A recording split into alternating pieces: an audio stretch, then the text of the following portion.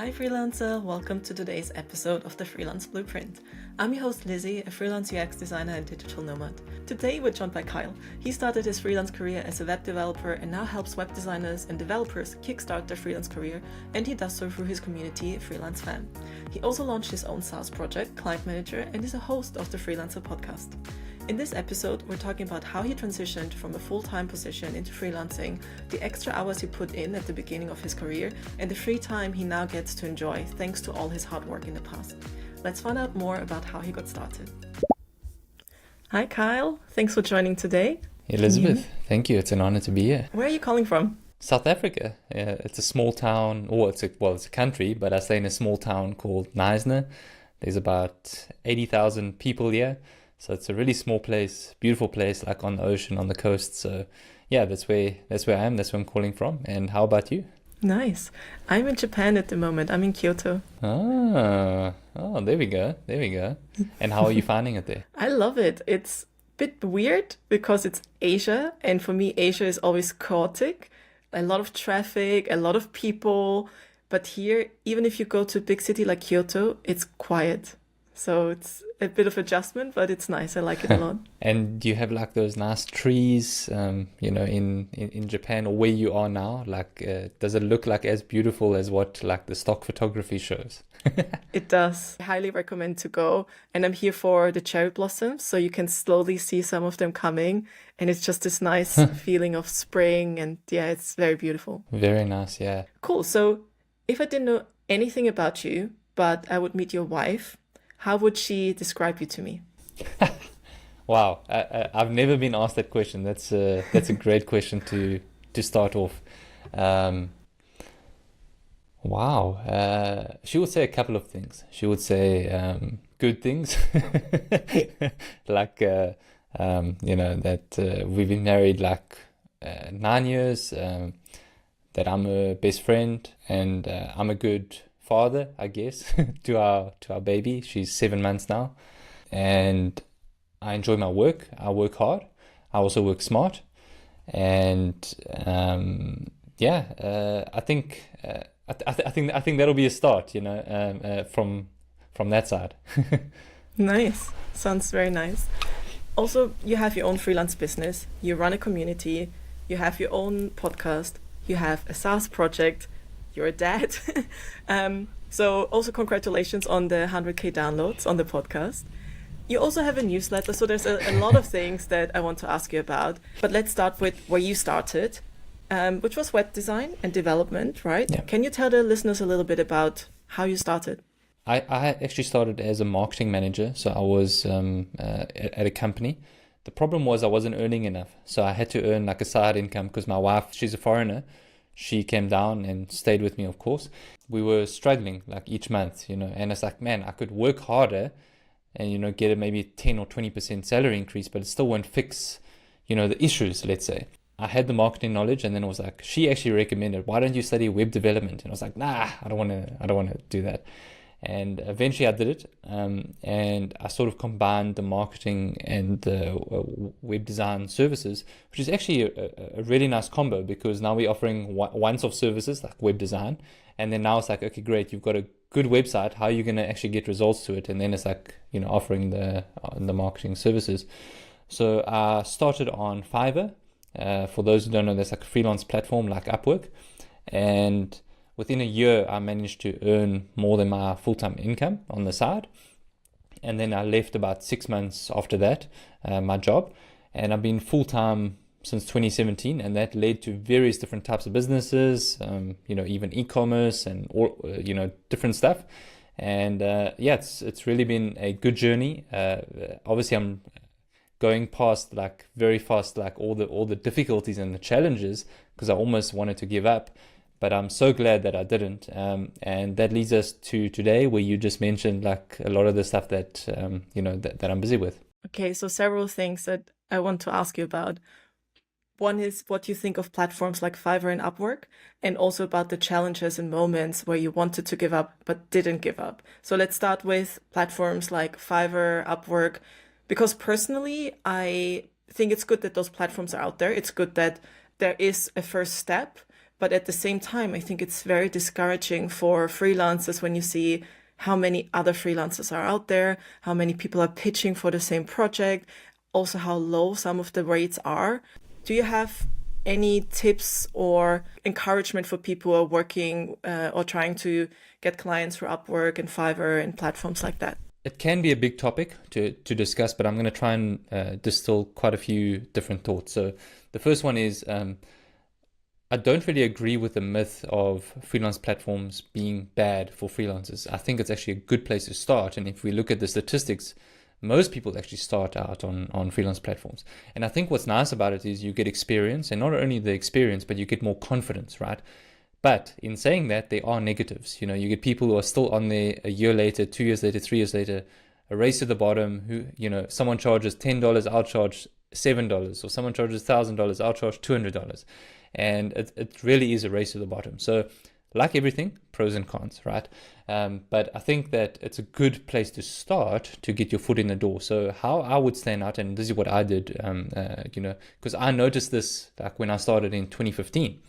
And I was like, man, how do I compete with all of these guys, like thousands of people, offering the same types of service than me? So I sort of flipped it around and I offered a website conversion report.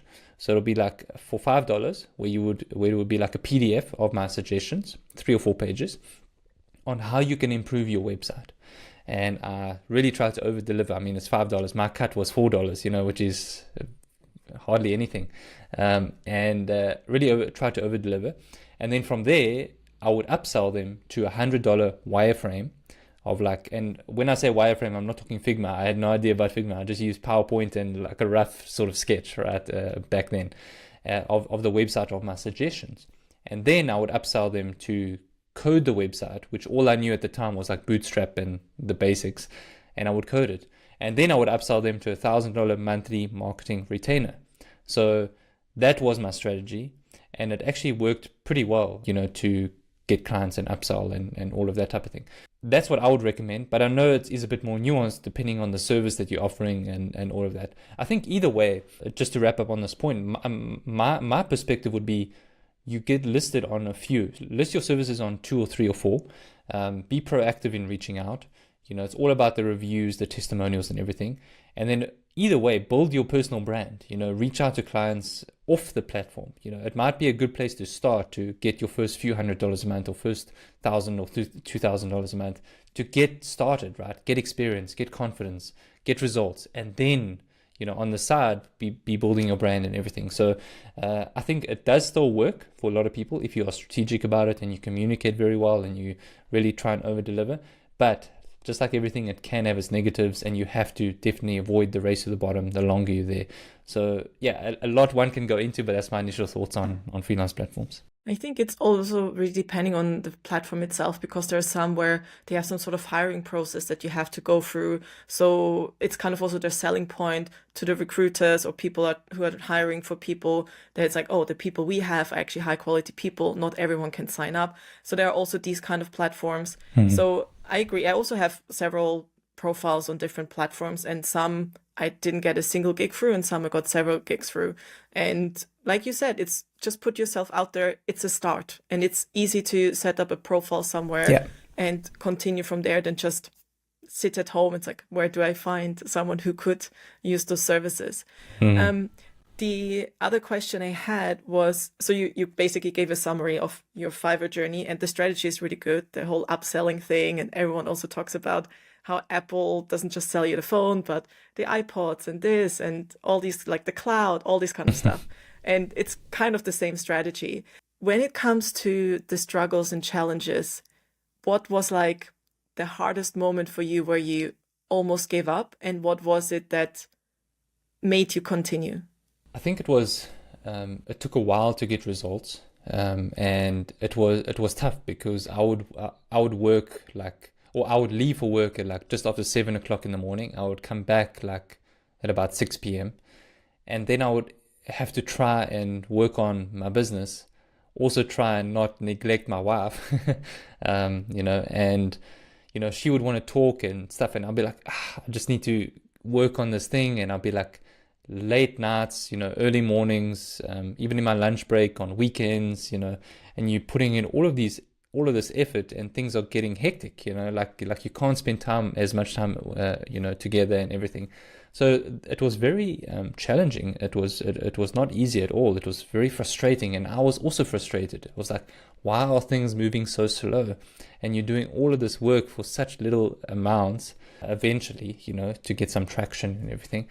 And I think also that imposter syndrome, like, I can't do this, So I lacked a lot of confidence back then, and I couldn't do cold calls. I would try and cold call people, and I would freeze, and I would start shaking, and then I'll just literally put down the call because I was so nervous. I think it was that fear of unknown, and it was a challenge. I really had like a lot of confidence issues, like and belief that it could be done. But I think what was counting in my favor was I didn't have a choice.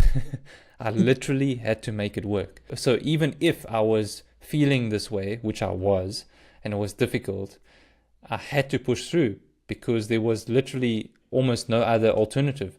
We don't have people to rely on, or family members or whatever. We have to make this work, So I just sort of pushed through the emotions and the struggles, and it's like, we have to do it. So I'm glad I did. And I always encourage freelancers for the same thing, Put yourself in a position now, put in the hard work, put in the effort now, and in a year from now, your future self will thank you. And it sounds a bit cliche and cheesy and whatever, but it really is that way. You have to really push through the hard times to really get some good results. Because if you think about it, just objectively, anything new, anything worth achieving, it's not going to be easy, or it shouldn't be easy. It's going to be new, it's going to be challenging, but it's how one deals with those obstacles and challenges and pushes through. So anyway, that's my speech. No, I completely agree with that. Especially, I recently read a quote which was something along the lines of anything worth achieving is on the other side of fear. And it's like that. It's if everything was easy, all of us would be successful. Every one of us would have this villa in this amazing beach place or whatever, if it was that easy.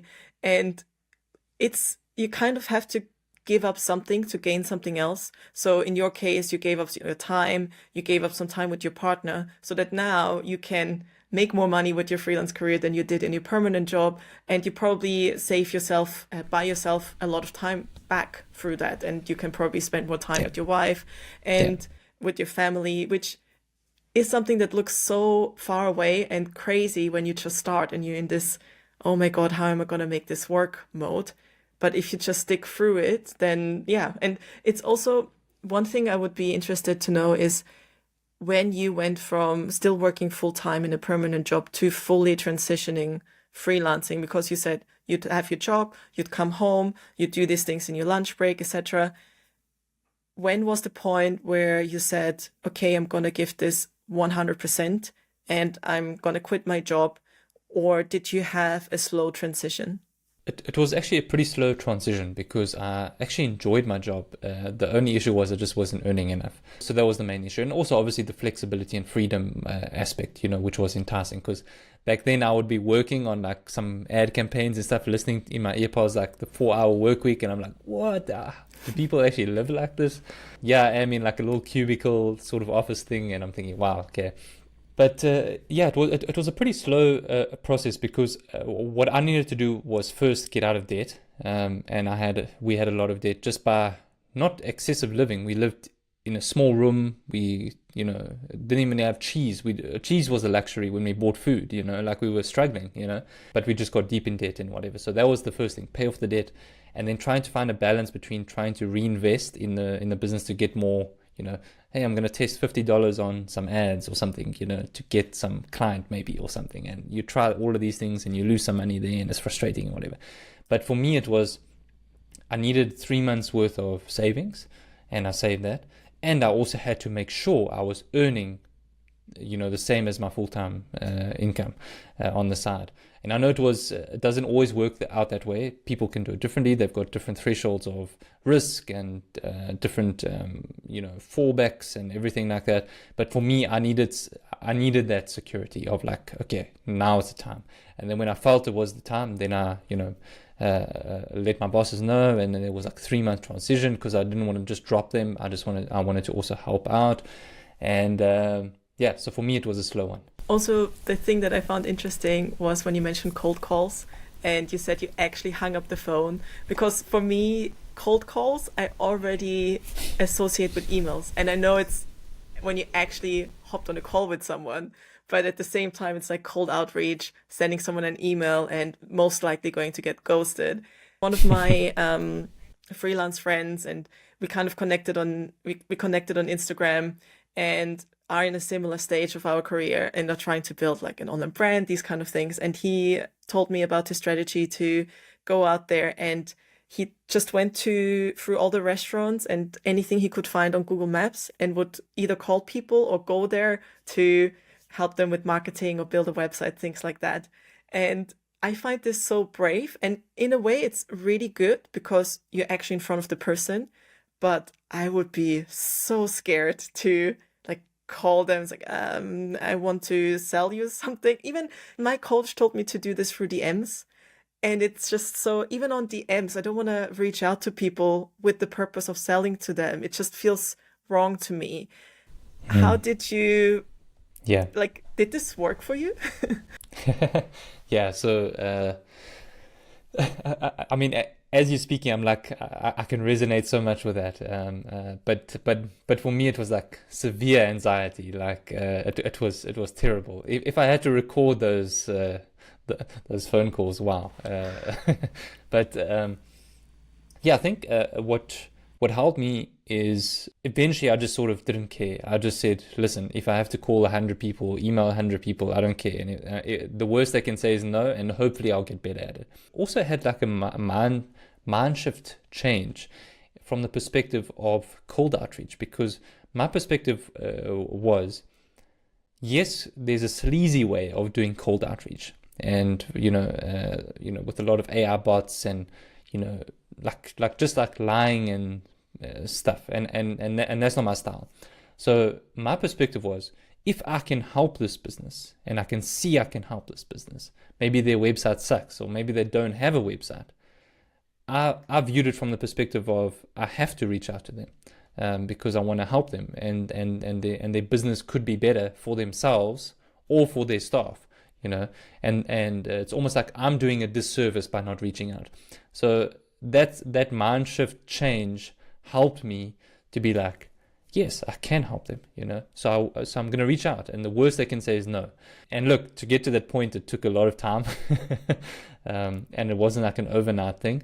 But I would say that helped me. It also helped me a lot. One of my friends, he was on the first podcast season, and we were talking about sales, and he also said the thing that helped him, and after he told me, helped me a lot as well. If you don't think of selling something to them, but if you think of, can this product help them?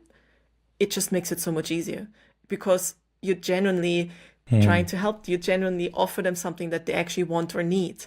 And I used to be in marketing before. I used to do copywriting for advertising.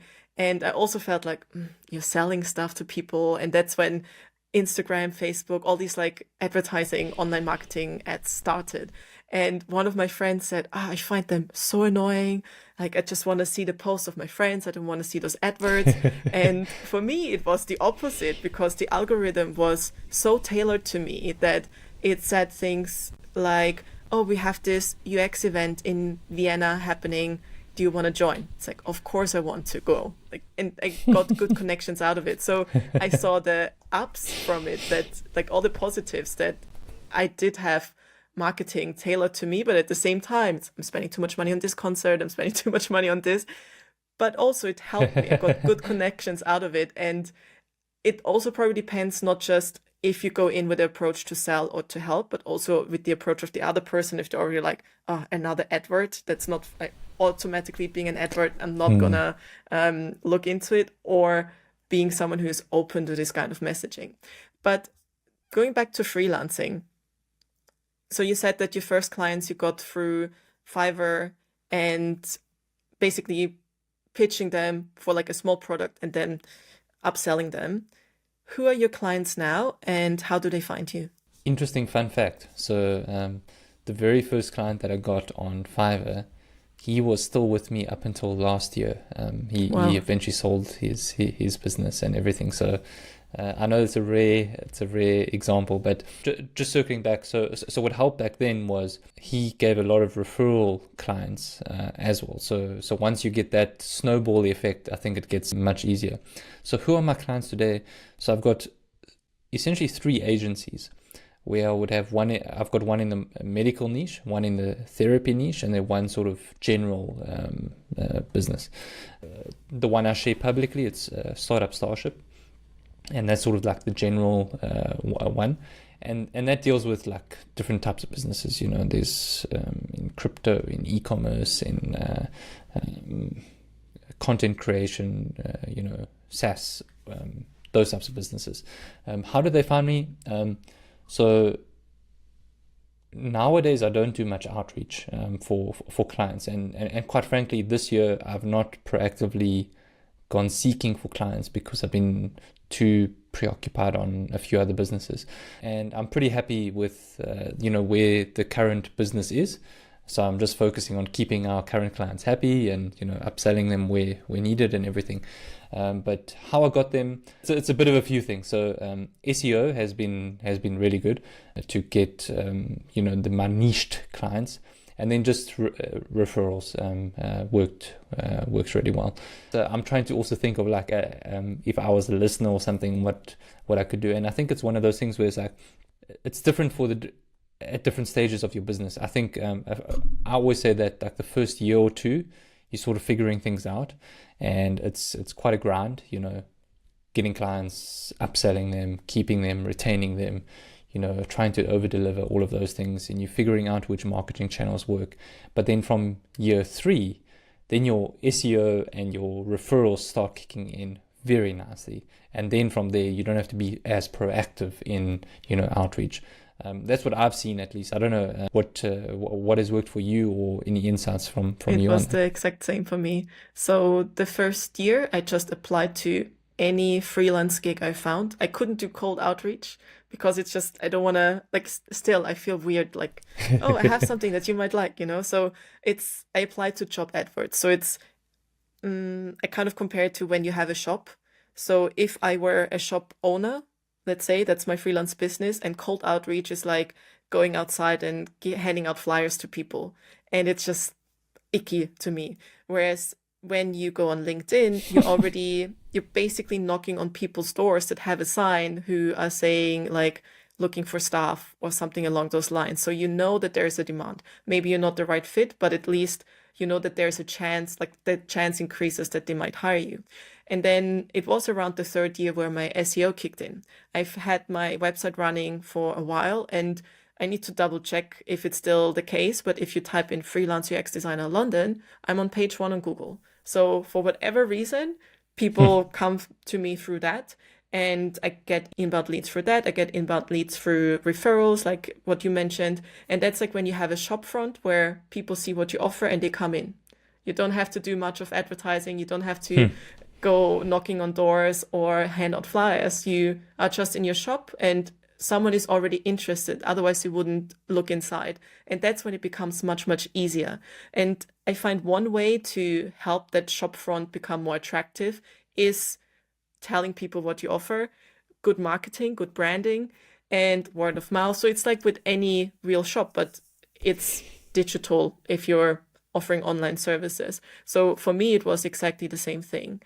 What do you think has changed for you since you started freelancing compared to when you were in a full-time job? Yeah, I think it's actually quite funny. So my wife and I, we went for a nice evening sunset walk, and on our way back home, we were actually talking about like this topic, how things have changed a lot in our lives and everything, and one of the things that we discussed was how I have changed in the business side, and I think there's a major difference in terms of how when I was an employee versus being an employer now, actually hiring people, working with people, and all of those things.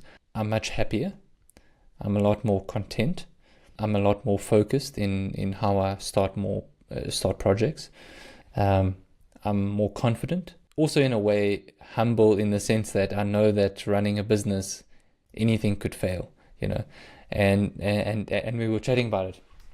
Like, you had this webinar chat in the community about finances and stuff, and it was exceptional, talking about the practicality of it and everything. I think it's important to manage finances and not let finances manage you and stuff. So I sort of plan a lot of different things, and I take risks on a lot of different things and whatever.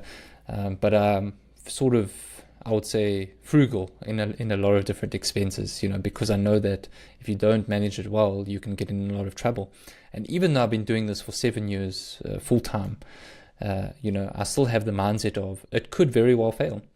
And I was telling my wife, I was like, even if, and I do make jokes at it, but it could be a reality. Even if I have to get a full-time job, even if I'm really not unemployable as what I think I am, I would still be grateful for these memories that we had. The freedom, the flexibility, the memories, the vacations, the time. I mean, even now after this call, let's say it's almost 10 a.m.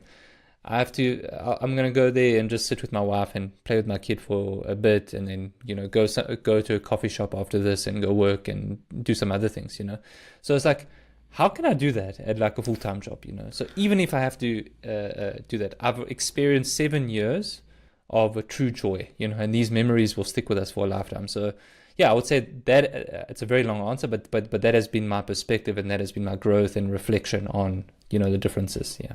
And how about you? I'm curious about you.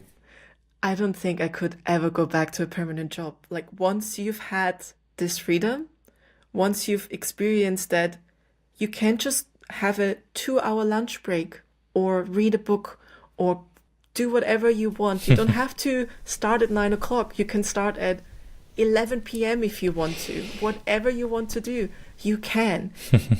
And I've had this discussion with other podcast guests, and one of them was saying the madness he found in permanent jobs was that even if you're done with your work, you still have to sit on your laptop until 6 p.m. because if you would get up earlier, it would be frowned upon.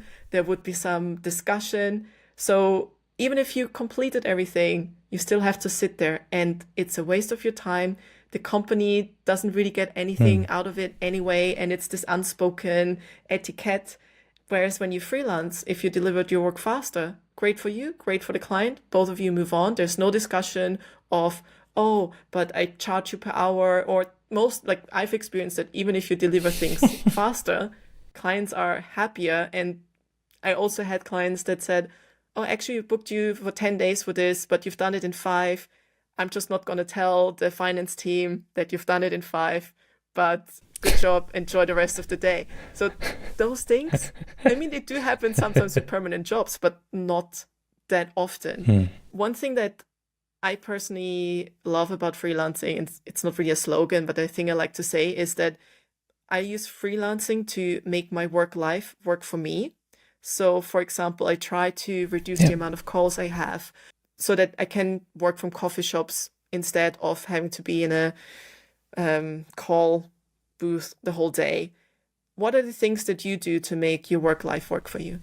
Yeah, and I'm so glad that you said that. About I think that's the beauty of like freelancing. And at the heart of it, we're running a business, right? Freelancing is a business. It's not a hobby. And what's nice about it is we can create the business around our desired lifestyle, and when we work, look, not always, but most of the time, when you work for an employer, it's a compromised lifestyle around your work. You live for the weekends, and you just highlighted a lot of the problems. So it's not bashing, full-time work. It's just a reality, of the differences. How do I make it work for me? I think I do something sort of similar.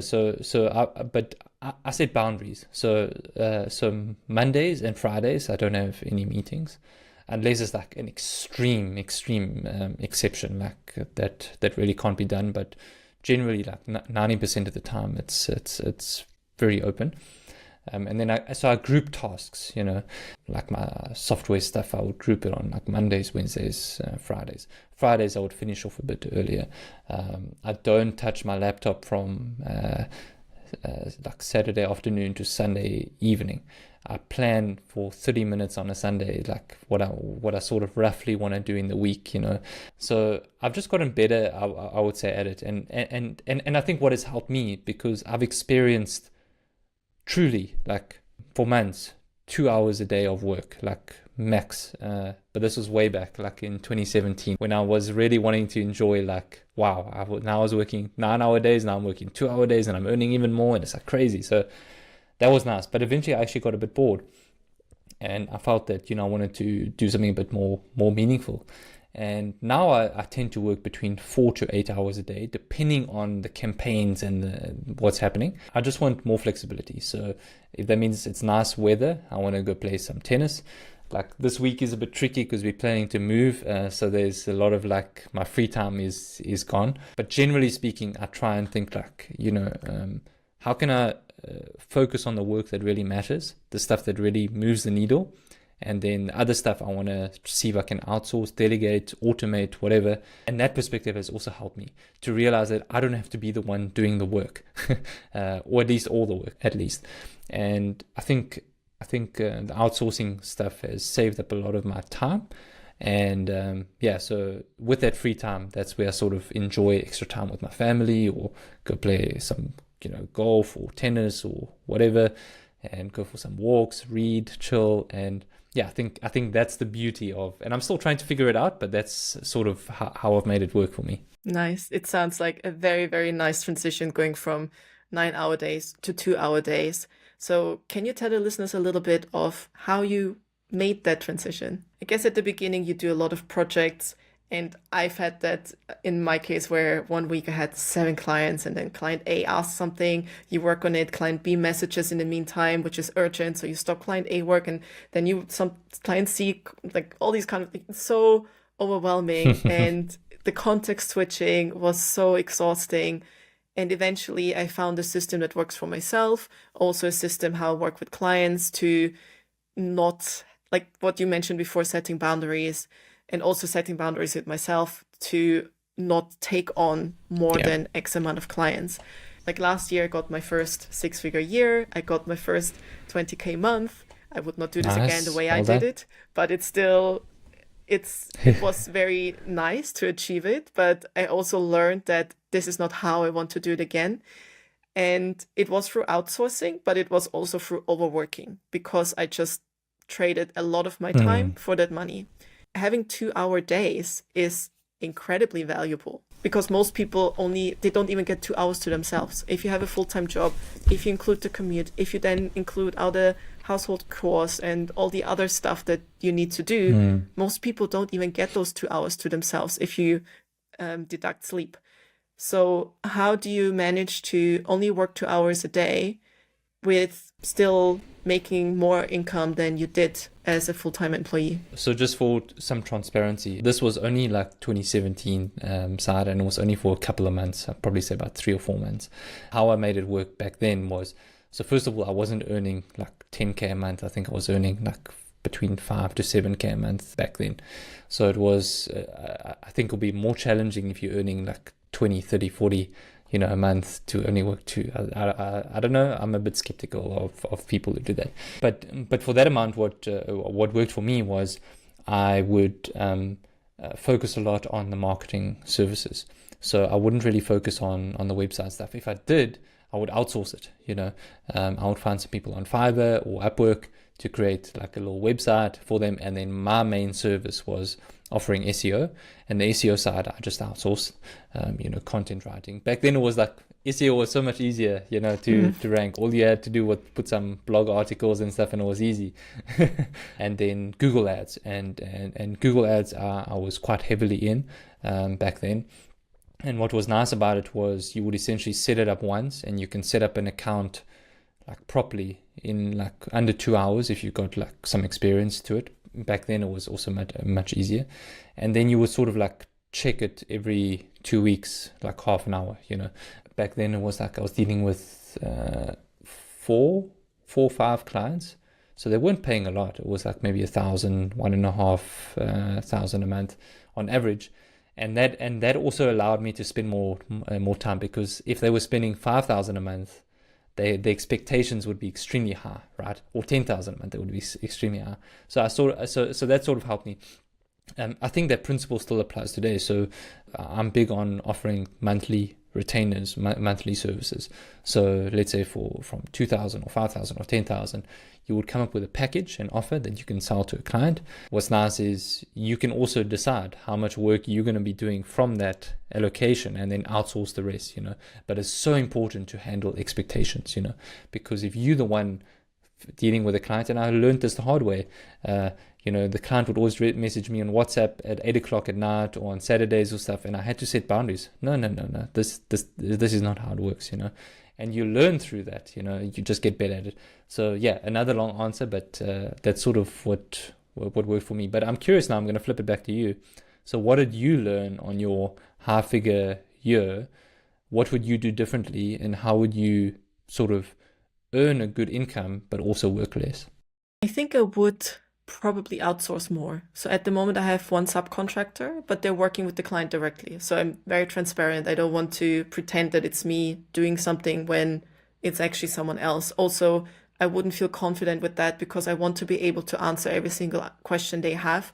And if it's then a design someone else worked on with certain design decisions, and I don't really know why they did it the way they did, and I just hand it over, I would not feel comfortable with that.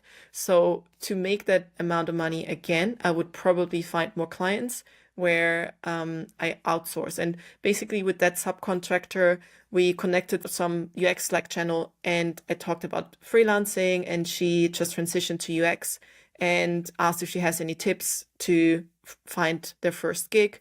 And one of my previous clients approached me to ask if I'm available, and they just had a UI project. They wanted consistency. And I thought maybe I just put both of them together, but I'm not sure if she would be comfortable without guidance, because it's her first job. And also I knew that the client wanted to work with me specifically. So I asked, what if we work like this? I overlook her work. You still pay me. If there's something wrong, it's still my risk. And I make sure that the work is delivered. And it was a win-win-win, because the client gets the project done. My subcontractor gets experience. I also mentor her through things, and I get the additional income. So I get commission, basically, because I charge her a different rate than the client charges me. But also she knows what I charge the client, because I told her it's just a question of time when they will hire you directly. And there's enough space for all of us. And I was lucky that I had someone guide me through my journey when I started freelancing, and I also want to give that back. And I think it would be great to have more of those kind of projects, because on that project, I'm not heavily involved time-wise. And over time, the more she learns, the more she gets to understand the project and the client, it's also, I can give her more things to do. And what I learned is to set more boundaries and not to sell anything for money. Like, time is so much more valuable for money. And I had 2 part-time freelance gigs at the time, and I said yes to a project which was full-time, and I knew it was just for this 1 month, but it was for an agency. So I thought, it would be great to get more projects like this. It's more interesting projects. So I worked my 60, 70-hour week, and I said no to hanging out with my friends. I did barely watch any sunsets, or I had no break. And at the same time, I didn't tell my clients that I have this other gig, because I thought, I'm just fast. I know I can work fast, so I'll do it. And towards the end, I was burned out. I wasn't happy with what I delivered. I wasn't proud of the work. I don't feel like the clients got what they deserved. They should have gotten my full attention. And it was just a month, but I don't want to do this again. It's actually good that these things happen, because I think when you experience the freedom and you experience burnout, you have that experience to fall back on, be like, man, like I really don't want to experience that again. And then that allows you to be stricter in setting those boundaries and saying no to certain things and having better systems and being more disciplined in certain things and knowing what are red flags and, what are good clients and all of those types of things. So, and also maybe it's also pricing. And then I think you also explained it well about the timing side. You realize time is the asset, and it's like how we value that time, but it's good to experience it. And look, the reality is, as freelancers, there will be seasons for, maybe a month where we really grind a bit harder than other months and stuff, because maybe we want to earn an extra 2 or 3 grand or 5 grand or whatever to go on a vacation for the year or something, and that's fine. But yeah, I think it's important to be aware of that and be like, look, this is not sustainable. This is an exception to the norm. Let me stick it out, but let me also try and plan around it. Maybe I'm going to eat out every single night for the next month, gets food delivery to allow for the time things, and you try and make some certain compromises around it. But yeah, I'm glad that you mentioned that, and no doubt this year is going to be better because of that. Yes, absolutely. And it's also what you said with, it's good that those things happen because those are the things that you learn from. And I also feel like those are the things where you start reflecting on what works and what doesn't. And after this one 20K month, it's like, oh my God, amazing. But at the same time, it's like, I need a break from this. And I stopped my client work and I thought, what do I want to do? Because the reason I was freelancing was to get away from having to be in front of my laptop the whole time, getting away from different emails from different clients and all these kind of things. And that's when I had a bit of a break. I went to Mongolia to my friend's wedding and did not check my laptop for a week. I didn't even bring my laptop. I think I did because, no, I did bring it. But I thought, this is now the time when I'm going to start the podcast. This is the time when I'm going to launch my course. This is the time where I'm going to pause client work and look at branding and all these kind of things. And I wouldn't say that it's been going uphill since. It's still a journey. I'm still figuring things out, like this podcast, like a newsletter, but it's definitely good that those things happen. But now I'm curious, you have all of these things that I'm kind of planning to do, or like at the beginning of. So like I mentioned, the podcast, newsletter, you have a YouTube, all these kind of things. What was it for you that made you think, oh, I don't just want to offer a certain freelance service. I'm going to create this whole brand. I'm going to create all these platforms. And also, how do you manage that? Because it is a lot of work. How do you do it? Yeah. So I think one of the reasons why I wanted to start was, so this was back in 2015. So as I was freelancing, I was chatting to my wife, and I was listening to a lot of people back then, like Pat Flynn was a big influence, Smart Passive Income podcast, and he was like big on like sort of sharing your progress and like your journey and any advice as you go. And I was like, yeah, I like that sounds cool, like helping people, sharing my journey, and then seeing what comes after that. So I created a brand called studywebdevelopment.com, a website. It's a weird domain now because it's not really, in line, I would say 100% with my brand. But because web development helped me, I was like, okay, I think you should study it, and I'm going to share how you can make some income with that knowledge with freelancing, And that was awesome, like that was such a cool experience, getting emails from people saying like, like really hectic stuff, that they were really depressed and all of these things, and now they can provide for their family and enjoy certain freedoms and stuff. That is fulfilling. That is really, really nice. So I would say things like sort of compounded from there, because I've always been interested in business and all of these other things. And it's like, okay, how can I, but also in saying that, I don't want to be seen as like a course guru where I just make money selling courses, that should be very much a side income, and today it's a very small portion of my income. That led to other different things, like software, podcasts, YouTube, and different types of things. And how do I manage it? That's a good question. I enjoy the work that I do. Let me put it that way. I enjoy the work that I do. So I've got no problem working, 6 hours, 8 hours a day, if necessary, And sometimes, like even this week has been a busy week because of the move and some other stuff that's happening. So now I'd work like 9 hours. Like even now, I look tired. I am tired, And how do I manage it? I think what has helped. Okay, so it's the boundaries that I mentioned earlier. The other thing that has really helped change my perspective was I read about the case study from James Clear. So if you type in James Clear Ivy Lee method, it's a fascinating case study on how a guy, productivity consultant, advised this big company on how to get more efficiency and get things done or whatever. And in short, it's about grouping your tasks every single day, focusing on the most important so you list 6 tasks for the day that you want to achieve. You start from the most important. Whatever you don't get done, you move over to the next day from importance or whatever. Such a simple and practical thing, but we so often tend to forget it. We look at our list, there's 20 things to do, what do I do? And you just get overwhelmed and you just don't start. So that's the thing. The other thing is it's about knowing what to focus on, which is this.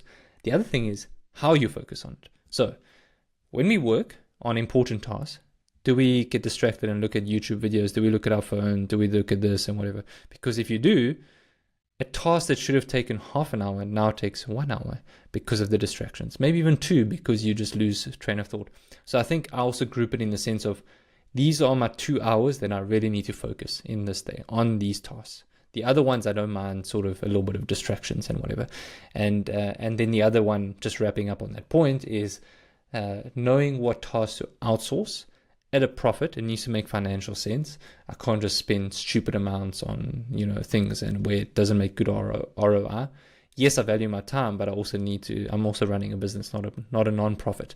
Yeah, I think a combination of those factors has helped, I would say. I still struggle to find a system. I think I'm kind of there. There are days where it works well for me, but then there are days where I wake up in the morning and I see my massive to-do list.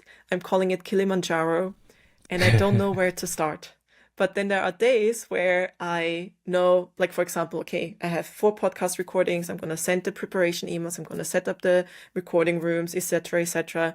And I know what needs to be done because I have the deadline, which is not a made-up deadline that I gave myself. It's an actual deadline because the recording is going to happen. And those phases, I feel very productive. I can go like to-do list, item, tick, tick, tick, tick. But on other days where it's so much more about the bigger picture, I struggle to figure out, okay, this would be useful for this. Yeah. So it is tricky, but it's very good guidance to what's the highest priority. But I also think because of that, often things that would potentially be beneficial, but they don't have that instant reward. Let's say, for example, launching a blog. If you write a blog article today, it's not going to change anything. But if you do it consistently over time, you wish you would have started way earlier, and it will eventually, hopefully, come to fruition. So I struggle also with prioritizing that, because some tasks that might seem not that important in the long run repetitively could have quite an impact. How do you deal with those kind of tasks, which I think it's called the Eisenhower matrix, where you prioritize tasks based on urgency, importancy, those that often get neglected but could in the long run lead to good impact? How do you deal with those tasks? Yeah, that's actually such a good question, because you are planting a seed now in the hope to enjoy the shade and the fruit at a later stage. But it's like, you can't, because you need to harvest now, on your other work. So it's like, how do you find that balance between harvesting and planting more seeds? The answer for me, at least, is you have to, so it starts with discretion, right? You need to make a decision at some point with what you know right now. And I think that over time, you get some wisdom and experience, and then you hopefully learn from the decisions you've made last year, 2 years, 3 years ago, and then you realize like, this has a similar pattern. Let me do this rather, or let me choose this type of task. Let me allocate my time to this. And I think that over time, it gets better. Look, I mean, I think it's important to reflect, maybe once a month or once a year. So actually every year I go away and just plan the year, reflect on the year and everything. And I think, like, what could I have I done differently? How could I have done this differently and everything? And I think that is important, the reflection side, because the reality is we're living in the now. We need to make decisions now. It's only in hindsight can we reflect and look back on, that decision was okay, but I could have made a better decision. Or that was actually stupid. Why did I do that? Or, I made a mistake there and so on. And that's important, because we are not perfect beings, we won't make 100% good decisions. But if we don't reflect and we don't analyze, we don't see how we can improve, I think that's the problem. So I think I would say, like, give yourself some grace for making these decisions, because it's not going to be perfect. Accept that. Just try and make the best decision you can with what you know now. Do it. Reflect in 2 weeks or a month at the end of the month and see how you can improve, and just try and, make improvements from there. Sounds like a good plan. What's your biggest challenge you're facing right now as a freelancer? I think in a general business sense, I'm sort of at the tipping point of, like, do I spend more time on this project or this project, because as a freelancer side, if I talk about it from an agency perspective, I would say there's a lot that is working pretty well, now, from outsourcing, like web design stuff, development stuff, liaising with clients, they're paying on time. There's clients that are outsourced complete work to, like to others, and I would spend 1 hour a month on them, and they would be paying good amounts. I think from a freelancing perspective, it's gotten quite much better over the years. It's more a thing of, like, the business side of things, because there's a lot of moving parts at the moment.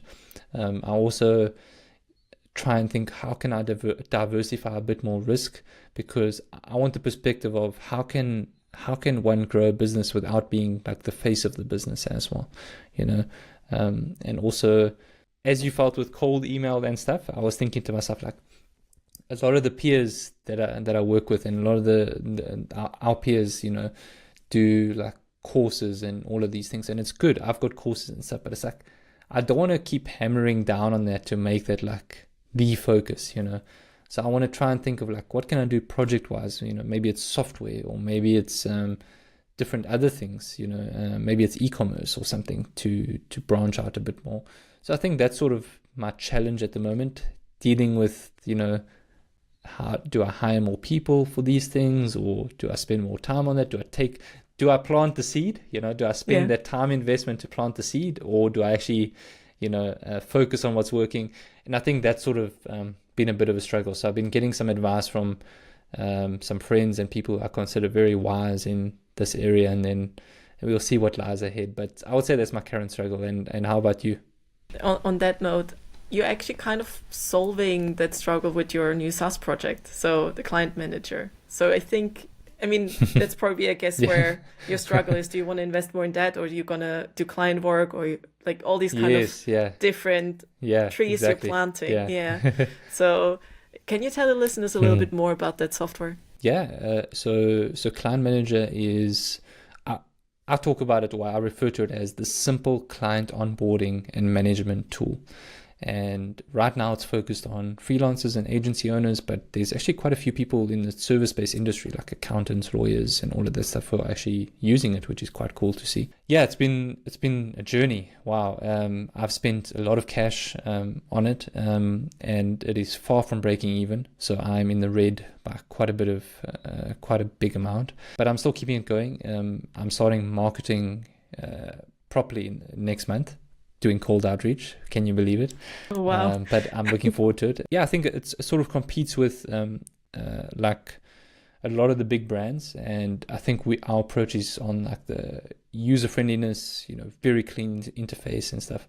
We don't have all the features that our competitors have now, but within the next few months we're going to have some awesome features. So yeah, at the moment there's quite a few developers, like a design guy. I'm handling support myself to get to know the user feedback and everything. And I'm really enjoying it. And there's also another SaaS in the pipeline that we're in development that we're going to launch in the next 2 months, I would say. So that's taking also a lot of time.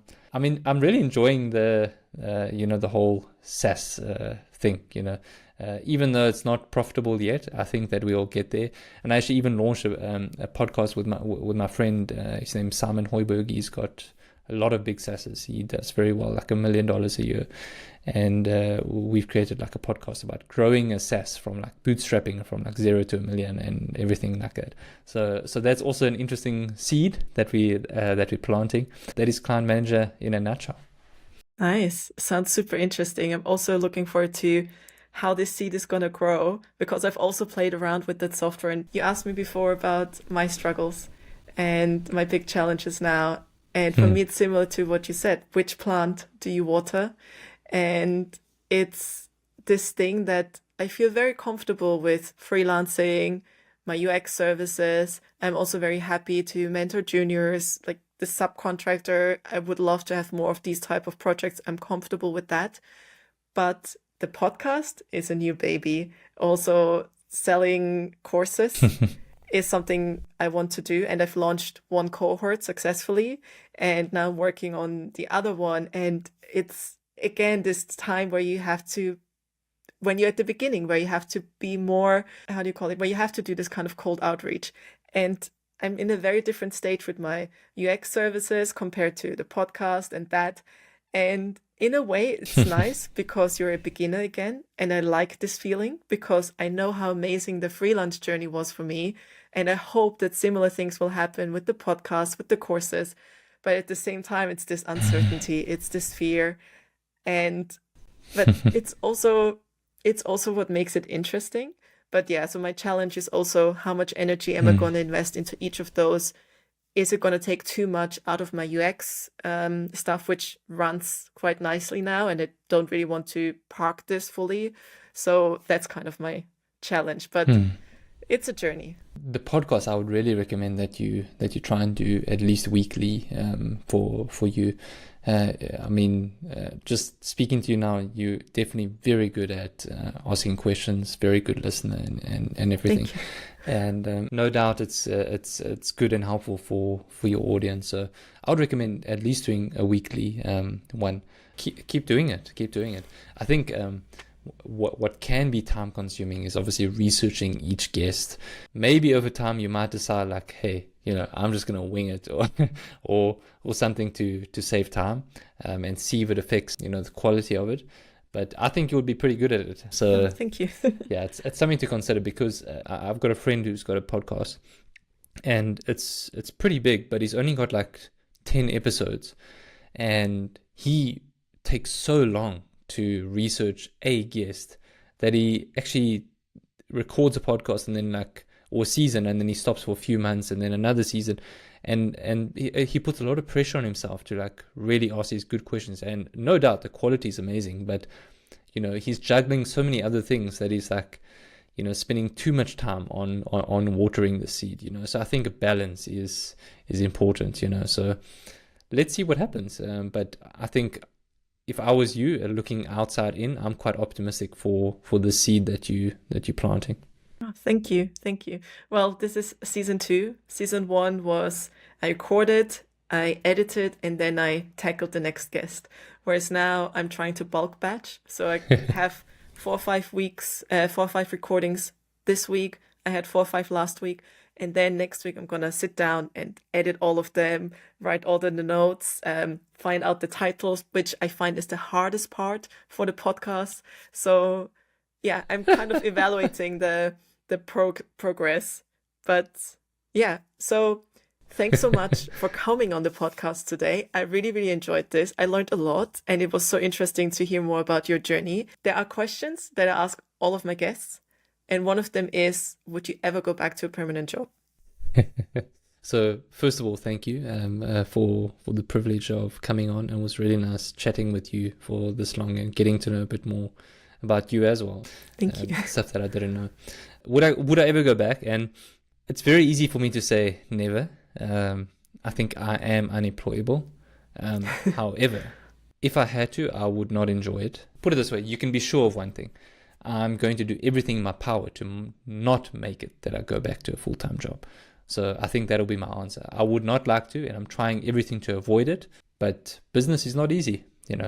Business is not easy. I'll leave it at that. I do not want to see myself as an employee, put it that way. Okay.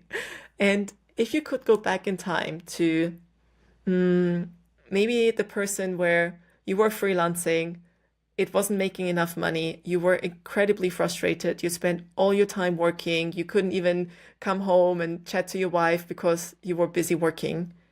If you think of the person, the situation, the frustrations you've had back then, what would you today tell your past self? Buy as much Bitcoin as possible.